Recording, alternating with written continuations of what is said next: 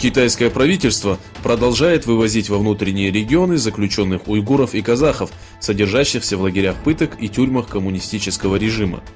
По сообщениям информационного агентства Bitter Winter, в каждой из тюрем, расположенных в таких городах как Вувей, Шэньси и Хэйлонгьян, находится по меньшей мере по 1000 заключенных, вывезенных из Восточного Туркестана. Дети миллионов заключенных, находящихся в так называемых школах профессиональной подготовки, так же как и их родители, содержатся в изолированных от общества интернатах.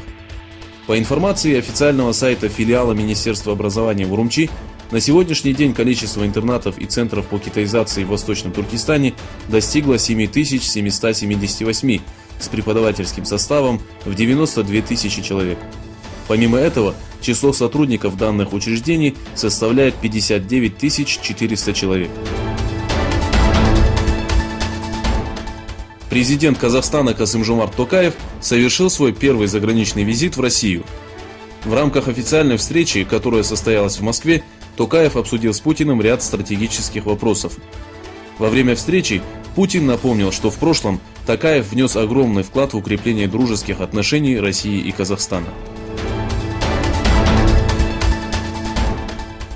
По сообщениям Королевских военно-воздушных сил, на северо-востоке Англии радарами военной авиации были обнаружены 2 российских бомбардировщика Ту-160. Для контроля ситуации были подняты истребители «Тайфун», которые пропатрулировали воздушное пространство Англии. Стало известно, что российские бомбардировщики пролетели над Норвегией.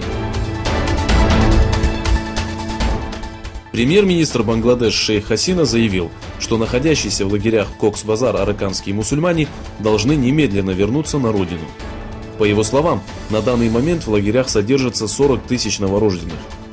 Хасина призвал правительство Мьянмы выполнить предписание комиссии ООН, возглавляемой Кофи Аннаном, для установления мира и стабильности в регионе.